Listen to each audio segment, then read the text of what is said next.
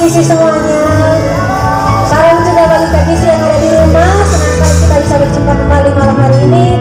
Saya mau mengajak kita semua dan juga yang hadir di sini sama yang di rumah untuk kita boleh bersama-sama memuji Tuhan.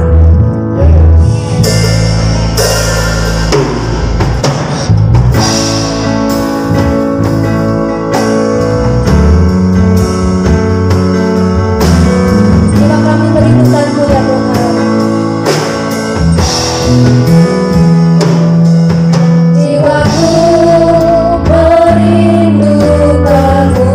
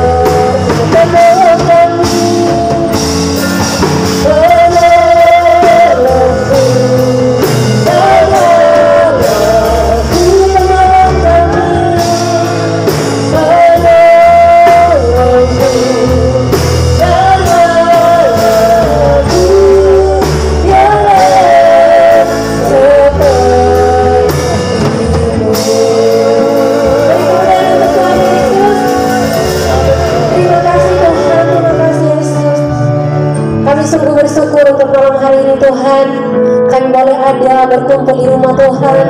Bukan suatu kebetulan, tapi semua karena anugerah-Mu. Kami boleh memuji dan muliakan nama-Mu. Dalam nama Tuhan Yesus Kristus, haleluya, amin. Salam teman-teman KGC yang ada di rumah. Salam juga bagi Babe yang menjadi narasumber kita malam hari ini. Salam juga teman-teman KGC yang ada di tempat ini. Saatnya bagi kita untuk memulai talk show kita malam hari ini. Dan senang sekali bisa berjumpa dengan narasumber terbaik kita tentunya. Dan dengan tema yang tak kalah menarik dari bulan yang lalu, kita belajar dari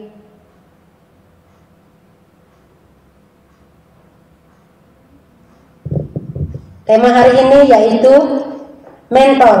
Seberapa pentingkah mentor rohani bagi teman-teman KGC, bagi dia yang ada di rumah dan bagi kita yang ada di tempat ini? Tentu saja kalau pertanyaan ini akan dijawab oleh kita semua, tentu saja mentor itu sangat penting bagi kita semua tentunya. Tetapi saat ini sebelum kita mulai, saya akan membacakan salah satu ayat firman Tuhan yang menjadi acuan kita malam hari ini. Saya juga mengundang teman-teman KGC yang ada di rumah untuk sama-sama membacanya dan membuka Alkitab kita di dalam Ibrani 13 ayat yang ke-17. Saya akan membacakannya bagi kita. Taatilah pemimpin-pemimpinmu dan tunduklah kepada mereka, sebab mereka berjaga-jaga atas jiwamu sebagai orang-orang yang harus bertanggung jawab atasnya. Dengan jalan itu, mereka akan melakukannya dengan gembira, bukan dengan keluh kesah, sebab hal itu tidak akan membawa keuntungan bagimu. Amin untuk firman Tuhan. Malam hari ini kita akan lanjut kepada penjelasannya. Seperti tadi dikatakan, apa sih pentingnya mentor bagi teman-teman KGC dan bagi kita semua? Yang pertama, mungkin saya akan melemparkan kepada salah satu teman kita yang ada di sini di tempat ini untuk menjawab kira-kira pertanyaan pertama, yaitu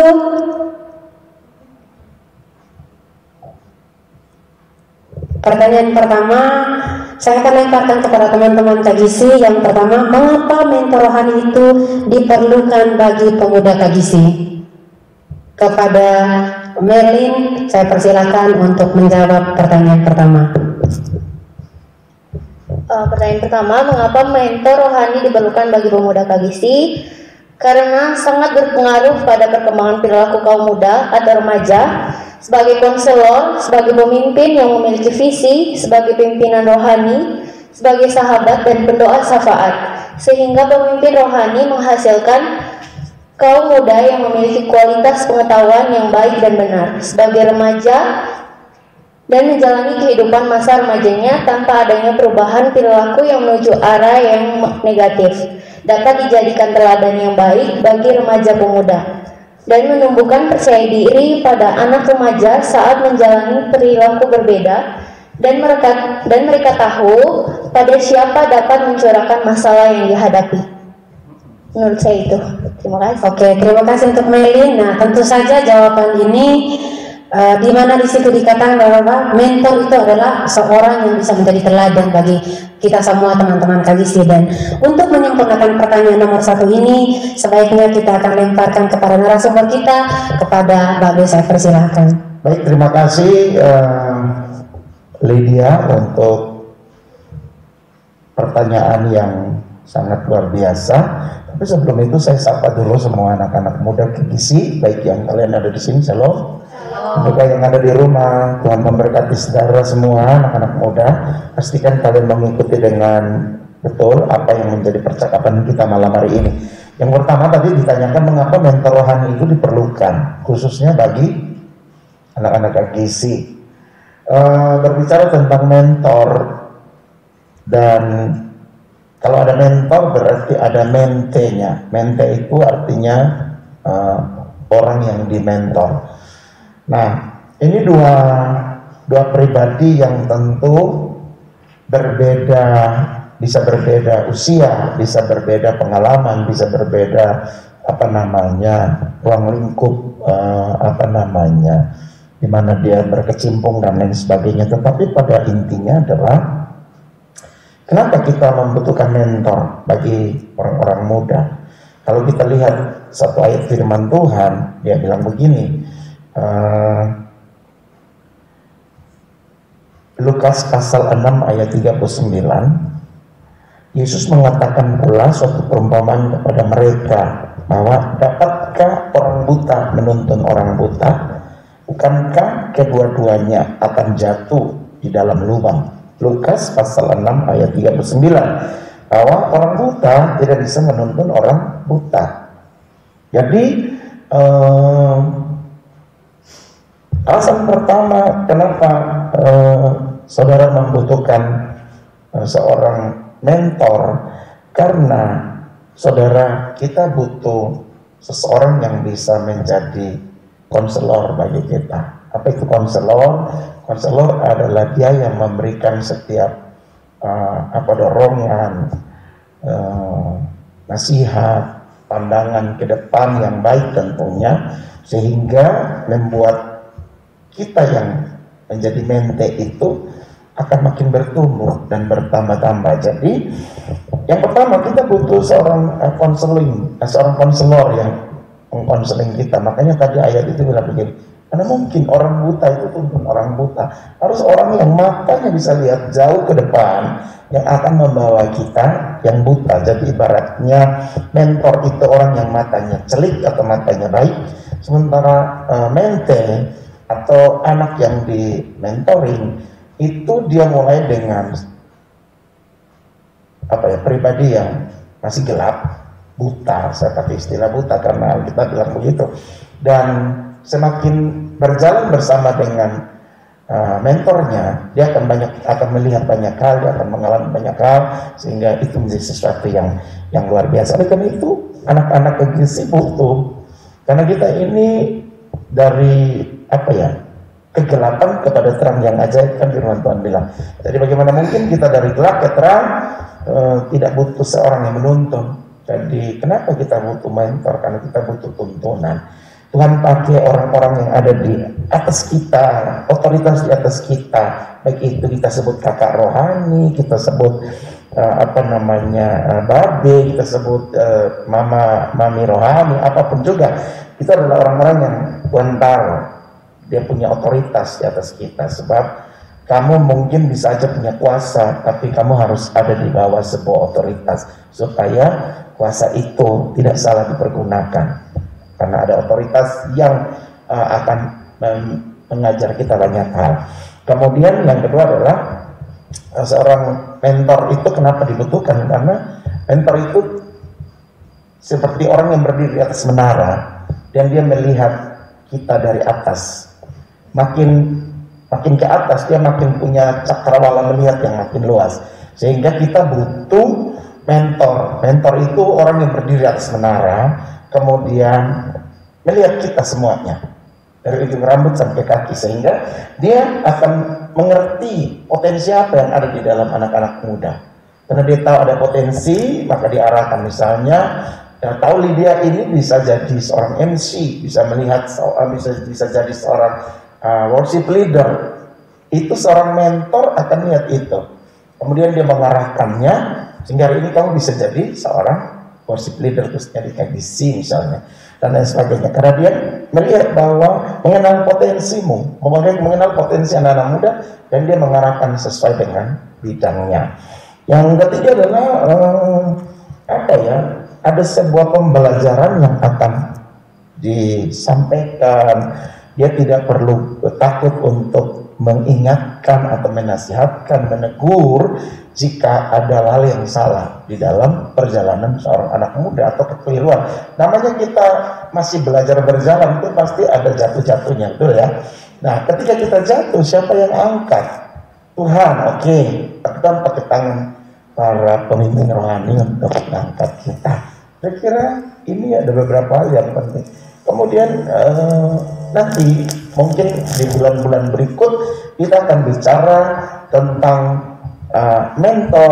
mentoring to fathering. Jadi dia bukan cuma mentor yang melihat kemudian memberi teguran dan disiplin, tetapi dia lebih menjadi father, menjadi bapak, menjadi sumber. Dan kita bulan-bulan ini lagi bicara tentang sumber.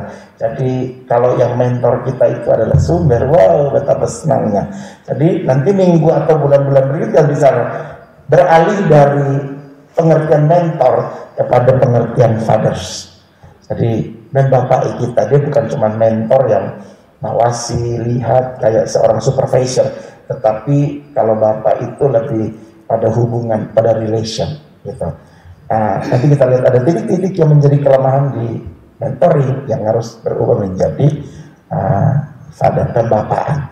Itu dulu yang bisa saya sampaikan untuk pertanyaan yang pertama ini.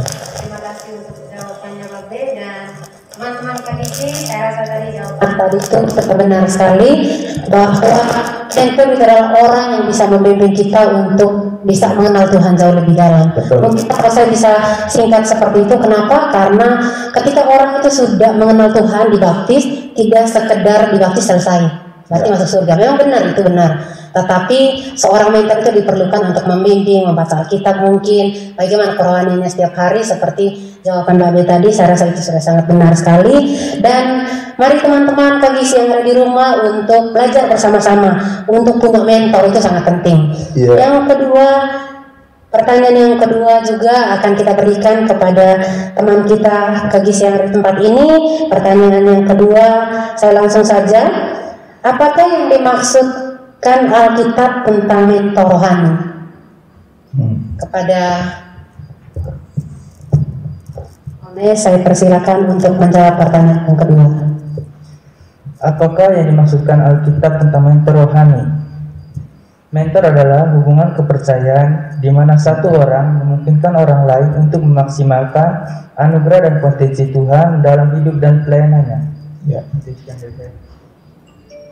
Oke, jadi jawaban dari Ones demikian, bahwa orang yang menuntun. Mungkin untuk lebih menyempurnakan pertanyaan ini supaya teman-teman di rumah dan kita semua juga bisa tahu lebih dalam, mengapa apa sih yang dimaksudkan Alkitab tentang mentor rohani? Itu kita akan segera untuk memberikan jawaban ini kepada Baik, terima kasih Lydia, menarik sekali. Memang kalau sudah anak-anak muda, anak gizi, kamu bongkar Alkitab dari Kejadian sampai Wahyu, kamu tidak akan menemukan kata mentoring. Tapi kita akan banyak menjumpai tokoh-tokoh dalam Alkitab yang mempraktekkan mempraktekkan yang dimaksudkan dengan mentor tersebut. Misalnya dalam Perjanjian Lama kita lihat ada Jitro. Siapa Jitro? Ingat Jitro?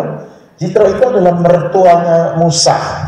Dia menjadi pembimbing Musa, menantunya sendiri tuh. Jadi Musa itu kawin dengan Sipora. Sipora itu adalah anaknya si Jitro. Dan ketika Jitro datang, dia bilang kepada Musa, kamu akan terlalu lelah, capek kalau kamu memanage atau mengatur semua. Kamu butuh orang-orang. Nah, kemudian Musa menerima nasihat itu kan mentor kan segitu, menasihati, kemudian mendengar, tangkap, esensinya dilakukan gitu. Nah, mentor punya fungsi. Alkitab tidak tulis Jitro itu menjadi mentornya Musa, tetapi esensi nilai dari pementoran itu ada di antara Jitro dan Musa. Kemudian Musa kepada Yosua juga begitu. Yosua tuh menjadi orang yang abdi. Jadi Yosua abdi Musa gitu. Musa abdi Allah. Jadi Musa punya Yosua sebagai seorang yang mengabdi kepada dia. Dan Alkitab banyak cerita tentang bagaimana Yosua itu menteladani Musa. Waktu Musa masuk ke kemah bertemu Tuhan, dia ikut ada di situ. Musa pulang, dia tidak pulang, dia tetap di dalam kemah pertemuan, dan dia tentu menyembah Tuhan dan menyembah.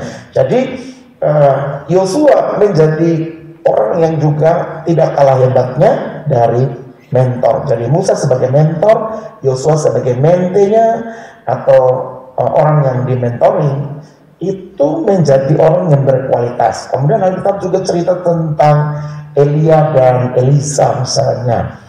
Bagaimana Elisa itu mengikuti gurunya itu sampai gurunya itu terangkat itu ke surga dan dia mendapat jubahnya, dan Alkitab berkata kuasa, power dan otoritas yang ada di dalam Elisa itu 2 kali lebih hebat dari Elia. Mujizat-mujizat itu pun terjadi dua kali lebih banyak dan lain sebagainya. Kemudian ada Ezra dan Nehemia, ada Elizabeth dan Maria. Kemudian Tuhan Yesus sendiri mementor 12 muridnya, dan dari 12 murid itu 12 rasul itu sampai ke kita hari ini. Jadi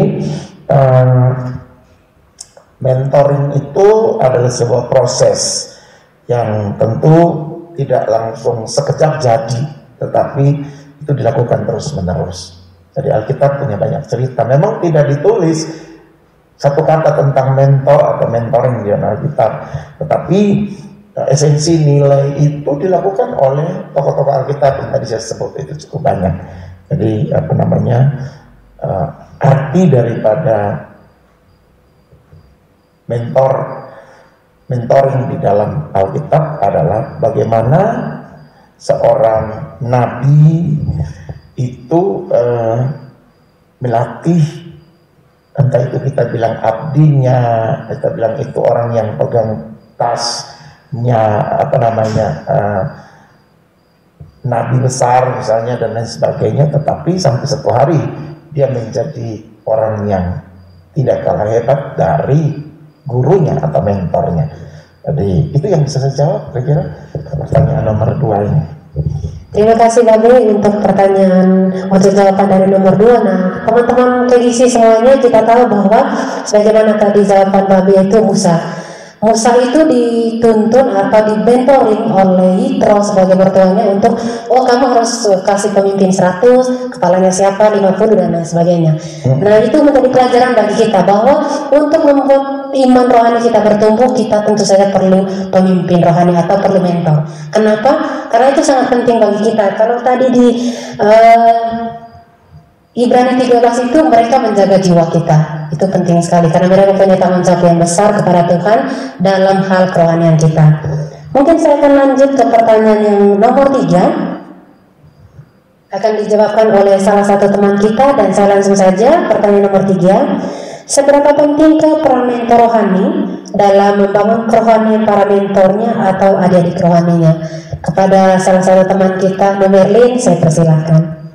Baik, terima kasih Kak India untuk pertanyaannya. Kalau dibilang seberapa pentingkah mentor atau pemimpin rohani bagi adik-adik pemuda Kristen atau anak-anak AGC yang ada, menurut saya itu sangat-sangat penting sekali. Kenapa sangat penting? Karena seseorang dikatakan sebagai mentor, artinya dia sudah mentor rohani khususnya, artinya dia sudah melewati berbagai hal bersama dengan Tuhan. Dia punya pengalaman yang sangat-sangat banyak bersama dengan Tuhan, sehingga dengan pengalamannya dia yang sangat banyak itu, dia bisa membagikannya kepada adik rohani yang dia pimpin atau yang dia ajar. Jadi seberapa penting itu sangat penting, karena seperti tadi sudah dijelaskan juga sama Bapak Pendeta Yunus, dalam perjalanan kita mengikuti Tuhan, kehidupan kerohanian kita tidak akan standar saja, biasa-biasa saja, pasti ada jatuh bangunnya. Nah, saat kita jatuh itu, kita butuh seseorang yang bisa menjadi perpanjangan tangan Tuhan untuk mengangkat kita. Memang Tuhan pastinya menolong kita, tapi Tuhan memakai juga orang-orang di sekitar kita, kakak rohani kita atau disebut mentor, yang dapat mengangkat kita, memberikan motivasi, kemudian mendengar keluh kesah kita dan sebagainya gitu. Jadi menurut saya sangat-sangat penting sekali seorang mentor. Sekian, terima kasih. Terima kasih Merlin. Nah, itu tadi teman-teman bahwa mentor rohani itu sangat amat penting bagi kita semua, baik kita yang di tempat ini juga bagi teman-teman KGC yang ada di rumah. Mungkin untuk menyempurnakan kembali pertanyaan ini, saya akan melemparkannya kembali kepada Bapak Pendeta kita sebagai narasumber kita malam hari ini. Oke, seberapa penting seorang mentor rohani dalam membangun kerohanian para mentenya atau anak didik rohaninya?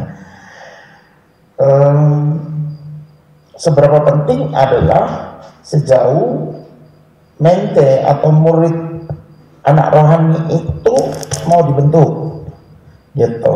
Jadi kalau misalnya kita ibarat air yang kita mau curahkan di dalam wadah, kalau kamu sebagai mente atau anak rohani itu irit-irit, kamu bawa gelas aku aja. maka kamu cuma akan terbentuk sejauh gelas aqua tersebut diisi sampai gelas aqua itu penuh.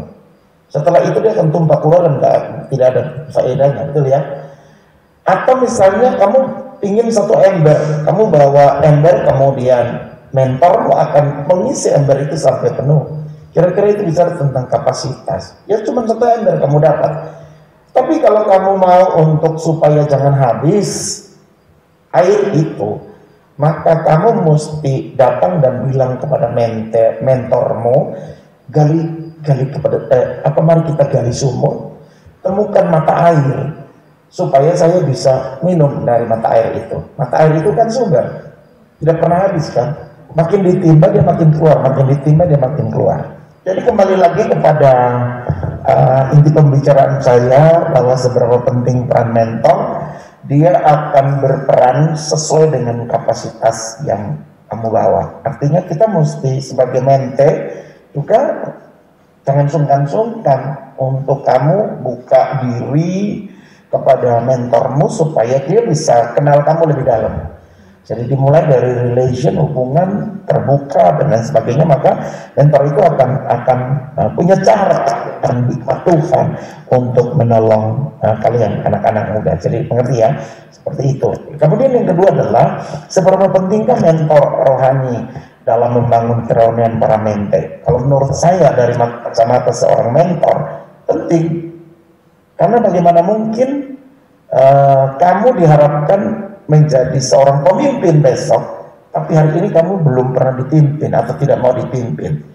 Jadi dengar baik anak-anak muda, kalau kamu mau jadi pemimpin, belajarlah hari ini tunduk pada sebuah kepemimpinan. Supaya kalau nanti kamu jadi pemimpin nanti, kamu udah pernah rasa, oh dulu waktu saya jadi orang yang dipimpin, orang yang dimentoring, itu banyak hal loh. Kadang saya didisiplin, kadang saya dimarahin, kadang saya di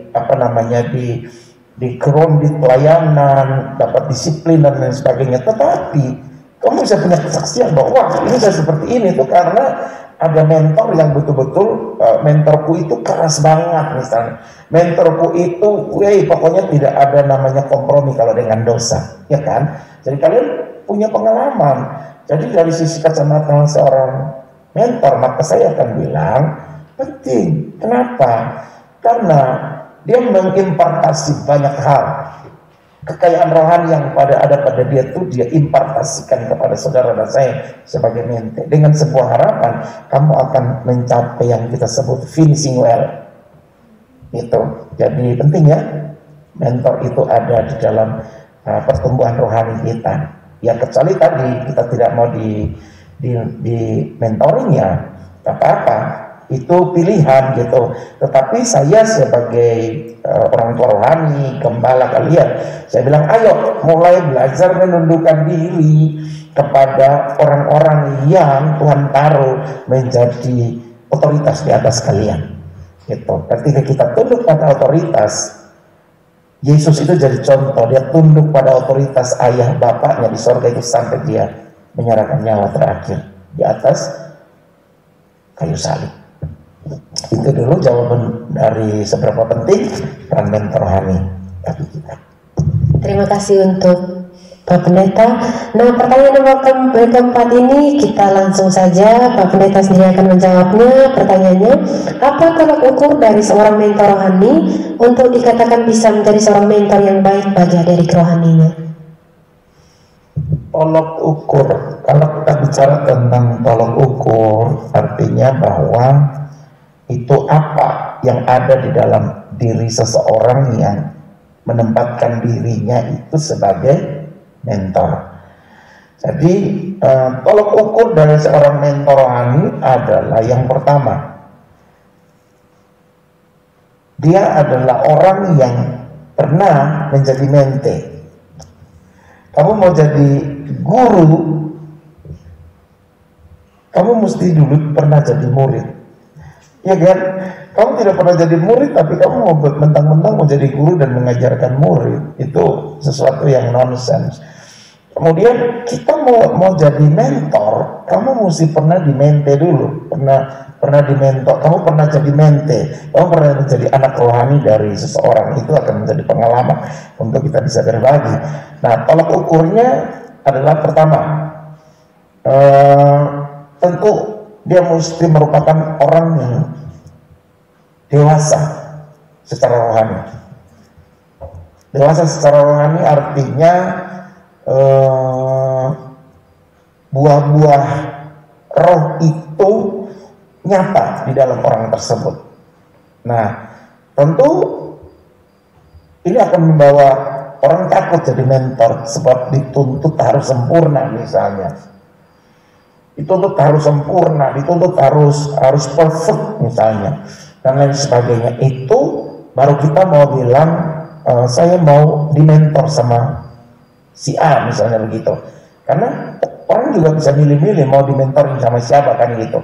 Tetapi pastikan kalau kamu ada di satu tudung gereja atau komunitas di mana, di situ pasti Tuhan akan taruh orang-orang yang berkapasitas untuk jadi orang rohani atau mentor bagi kita. Sehingga saudara tidak matamu melirik keluar sana, wah di gereja B, gereja C itu mentornya lebih keren daripada kita di sini. Jadi misalnya yang kakak-kakak di sini ada Lydia, ada Merlin, ada Kak Ardi, siapa lagi, ada Om Renhat, ada Babe sendiri, mungkin Mama Nona dan lain sebagainya. Itu orang yang sebenarnya Tuhan taruh dengan kapasitas untuk jadi mentor bagi Merlin, bagi Ones, bagi siapa namanya Olive, dan juga beberapa pemuda remaja yang lain. Artinya bahwa lahir baru pasti penuh Roh Kudus harus gitu. Jadi kalau kita bilang tolak ukur ya, lahir baru penuh Roh Kudus, memiliki buah-buah Roh Kudus. Jadi dipenuhi Roh Kudus itu bukan tiap kali menyembah dan menyanyi dan berdoa pakai bahasa roh, tetapi lebih kepada berkarakter Kristus. Nah, kalau ini tolak ukur yang kita lihat dari sisi rohani. Kemudian dari sisi kehidupan keseharian, dia mesti menjadi orang yang bisa mengayomi, kemudian merangkul, bisa memukul tapi bisa juga membebat lukanya. Itu tolak ukur sebenarnya. Kemudian seorang mentor yang baik itu adalah dia yang bukan cuma mendengar firman, tapi dia adalah seorang pelaku firman. Sebab bagaimana mungkin dia mau jadi contoh kalau dia bukan pelaku firman? Maka dia punya mentenya akan bilang, kakak ini hanya omong sah, tapi coba lihat itu perilaku, tidak menunjukkan yang dia omong sama kami. Jadi itu akan menjadi senjata makan tuan bagi seorang mentor. Jadi kira-kira itu beberapa tolak ukur yang bisa kita lihat menjadi hal yang dibutuhkan oleh seorang mentor. Kira-kira itu dulu. Jadi seorang mentor itu berkualitas dan senantiasa berbagi nilai dengan mentenya atau anak didiknya. Demikian. Terima kasih Babe untuk jawabannya. Sekarang mungkin kita akan langsung ke pertanyaan nomor 5. Sikap apa yang harus dilakukan adik-adik rohani kepada mentor rohaninya? Ini saya sendiri yang akan menjawabnya, dan sikap yang pertama itu menurut saya adalah hormat, menaruh hormat. Kenapa? Karena kalau kita menaruh hormat kepada mentor rohani kita, itu sebetulnya kita sedang menghormati diri kita sendiri. Seperti ada pepatah mengatakan, kalau engkau mau dihormati, maka hormatilah orang lain. Itu juga ada dalam firman Tuhan. Artinya begini, kalau kita menghormati pemimpin kita, jangan melihat mungkin ada kesalahannya, ada kekeliruannya. Kalau kita melihat ada kesalahannya, ada kekeliruannya, lalu kita menjadi tidak menaruh hormat, maka itu sebetulnya bukan kesalahan dari mentor kita, tetapi ada kesalahan dalam hati kita sendiri.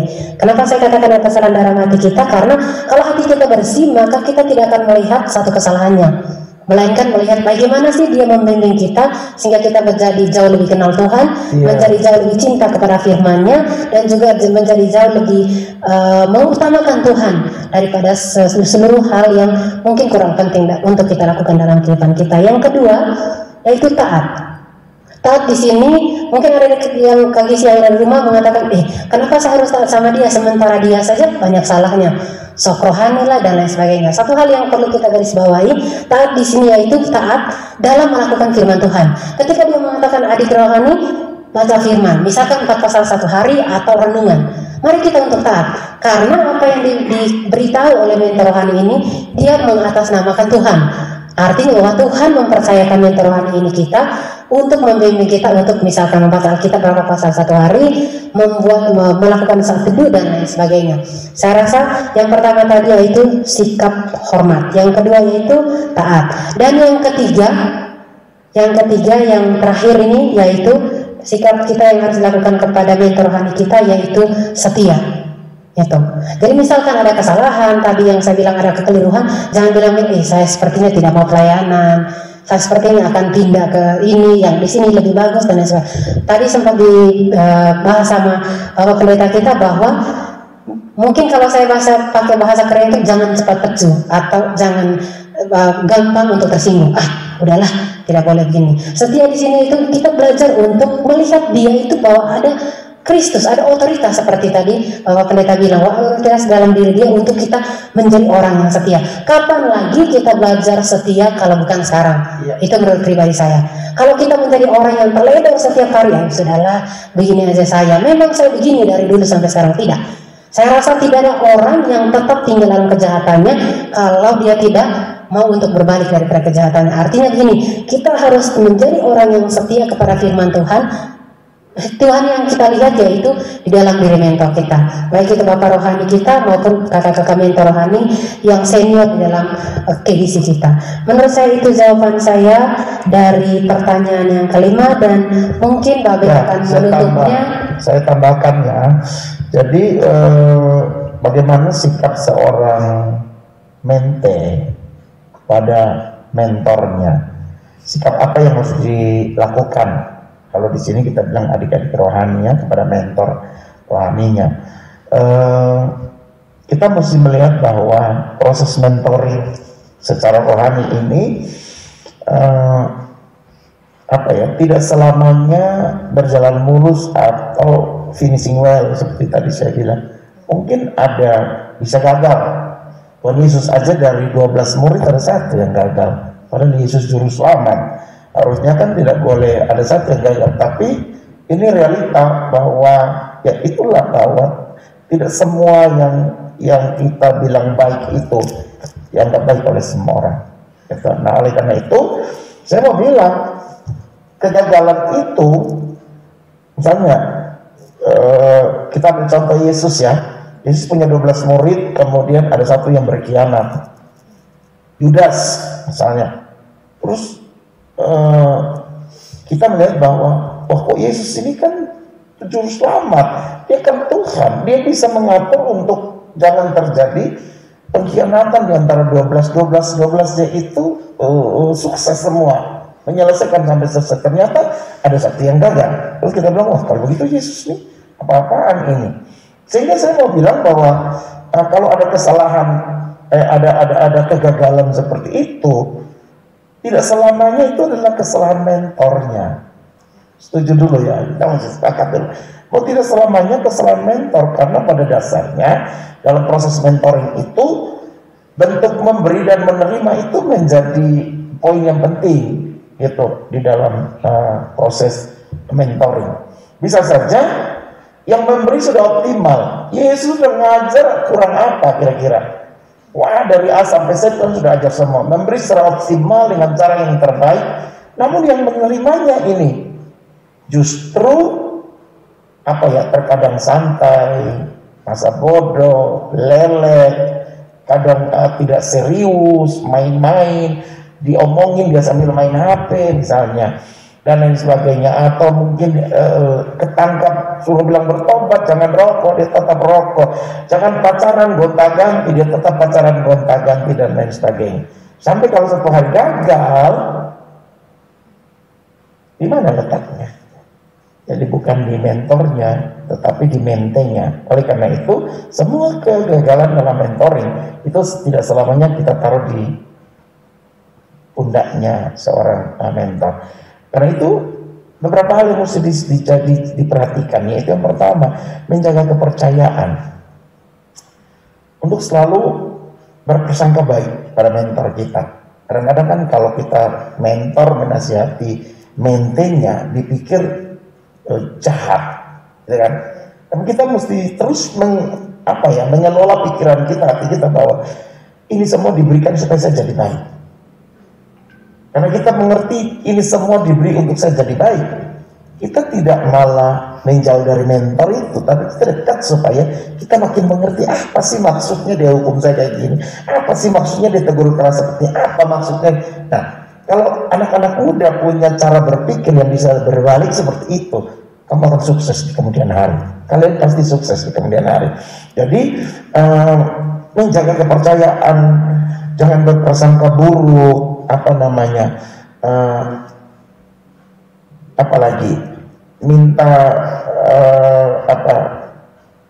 perhatian yang lebih dan lain sebagainya. Tetapi kita seperti seorang prajurit yang dilatih untuk masuk ke medan pertempuran. Kemudian yang kedua juga seorang mente itu mesti punya tekad yang bulat untuk konsisten, untuk maju dan menambah iman dan percaya kepada Tuhan sampai akhir hidup. Dia mesti punya tekad yang bulat dulu. Jadi orang yang punya tekad bulat itu misalnya gini, saya tekad, Merlin tekad, Ones tekad, Olive juga tekad, pokoknya saya harus jadi sarjana. Ini kan kelas 3 semua tahu. Saya harus jadi sarjana. Itu tekad yang bulat. Untuk sampai jadi sarjana di sana, prosesnya itu panjang. Kadang-kadang dari sisi keuangan kita bermasalah. Kadang-kadang dari sisi mata kuliah kita bermasalah. Kadang-kadang kita dengan dosen bermasalah. Banyak hal. Tetapi karena kamu punya tekad yang bulat, yang konsisten, apapun yang terjadi, mau kena hukum, mau tidak ada uang, mau ada uang, ada makan, tidak ada makan, pokoknya saya akan bayar harga supaya jadi sarjana. Kalau orang yang tekadnya konsisten seperti itu, mau hujan badai kayak apapun, dia terjang terus. Nah, seorang murid harus punya tekad yang bulat untuk maju terus. Nah, untuk maju itu tentu banyak hal yang bisa dialami. Kemudian juga perlakuan seorang anak rohani kepada mentornya adalah dia mesti terbuka. Tadi saya bicara tentang gelas tadi itu, tentang air di gelas atau air di ember atau air di bak atau air yang dari sumber. Tinggal kamu pilih, kamu mau terbuka sampai sejauh mana. Itu. Kadang-kadang kita tidak perlu malu dengan seorang mentor karena dia akan menjagai. Kemudian yang terakhir adalah apa yang mesti dilakukan oleh seorang mentor kepada mentornya, mendoakan dia. Pernahkah kalian mendoakan kakak rohanimu? Apa yang kita sebut orang rohani? Pernahkah kalian mendoakan pendetamu? Pasti ya, itu karena mereka adalah orang-orang yang dipercayakan Tuhan untuk menjaga jiwa kita. Jadi bukan dia yang berdoa saja untuk kita, dia yang bombardir kita dengan doa. Itu pasti mentor itu tidak akan diam, dia akan doa untuk seperti apa kalian tiap hari, pergumulanmu apapun juga. Tetapi kita juga mesti doakan dia. Sebab sebagai seorang pemimpin tentu punya banyak tantangan dan sasaran tembak lah, karena dia lagi melatih kita untuk jadi orang yang luar biasa. Maka si jahat pasti akan bikin macam-macam cara supaya kalau boleh saudara itu gagal di tengah jalan. Salah satu adalah dia membuat kamu tidak lagi memiliki trust, percaya kepada mentormu. Iblis itu bikin kita tidak percaya kepada gembala kita, kepada orang-orang yang ada di atas kita, sehingga kita dibikin sudahlah, saya sekarang belajar sendiri. Gitu. Tidak akan pernah bisa berhasil jika kamu berjalan sendiri. Alkitab tadi sudah dibilang dalam Ibrani 13:17 bahwa dia berjaga-jaga atas jiwa kamu. Itu aja sudah yang bisa saya sampaikan dari pentingnya mentoring. Ya, nanti di sesi berikut kita akan bicara dari mentoring menjadi fathering. Ya, itu penting supaya tidak dengan tipikal seorang otoriter kepada orang yang di bawahnya, tetapi lebih memiliki pembapaan yang penuh. Baik anak-anak muda yang saya cintai, anak-anak KGC, perbincangan kita malam ini saya pikir cukup lengkap pertanyaan-pertanyaannya dan ini menjadi berkat untuk kita semua. Kita akan akhiri dengan doa ya. Mari kita tundukkan kepala dan sama-sama berdoa. Kami mengucap syukur karena Tuhan adalah gembala yang baik. Gembala yang baik akan menuntun domba-dombanya ke padang yang berumput hijau dan juga ke air yang tenang. Dan bahwa mereka masuk ke dalam tempat yang cocok, yang tepat. Dan kami tahu penggembalaan itu adalah satu bagian yang juga di dalamnya terdapat prinsip mentoring. Kami tahu bahwa gembala yang baik akan menjaga domba-dombanya. Tadi kami baca firman Tuhan berkata, seorang pemimpin, seorang gembala, seorang mentor akan berjaga-jaga atas jiwa mentenya, jemaatnya, umat yang Tuhan tahu. Karena itu pakai setiap kami dibentuk menjadi orang-orang yang siap untuk memuridkan orang lain, siap untuk kami mementoring orang-orang yang lain yang Tuhan akan bawa menjadi bertambah-tambah di sekitar kami. Anak-anak muda mempersiapkan diri mereka, anak-anak KGC mempersiapkan diri mereka. Mereka sekali hari akan take over semua pelayanan ataupun bentuk dari ministry yang ada di gereja ini. Dan kami tahu Tuhan mempersiapkan mereka untuk menjadi mentor-mentor yang baik, karena mereka setelah dimentor oleh pemimpin-pemimpin hari ini. Terima kasih banyak untuk pertemuan malam ini. Kami akan segera selesai dengan kami berkata Tuhan mengedangkan tangan atas kami semua. Tuhan mencurahkan semua berkat yang terbaik yang berasal dari Bapa di surga, dan berkat itu menjadi bagian yang mengatur kehidupan kami orang muda untuk makin menjadi serupa dengan Engkau Yesus Kristus Tuhan. Segala bentuk kelemahan yang ada dalam diri kami tidak boleh menghalangi kami untuk menerima bimbingan yang Tuhan tetapkan lewat orang-orang tua rohani ataupun lewat mentor-mentor yang ada di atas sana. Terima kasih Tuhan untuk pelajaran di malam hari ini. Dan sekarang Tuhan kedangkan tangan-Mu dan curahkanlah semua berkat, yaitu anugerah serta kasih sayang yang berasal dari Bapa di surga, penyertaan dengan kuat kuasa Yesus Kristus Tuhan, serta persekutuan dalam Roh Kudus tinggal tetap menyertai kami, menolong kami, menjaga kami dari sekarang sampai selama-lamanya. Berkat terbaik ini dicurahkan hanya di dalam nama Bapa, Putra, dan Roh Kudus, di dalam nama Tuhan Yesus Kristus. Yang percaya diberkati Tuhan, sama-sama kita katakan amin. Tuhan Yesus memberkati.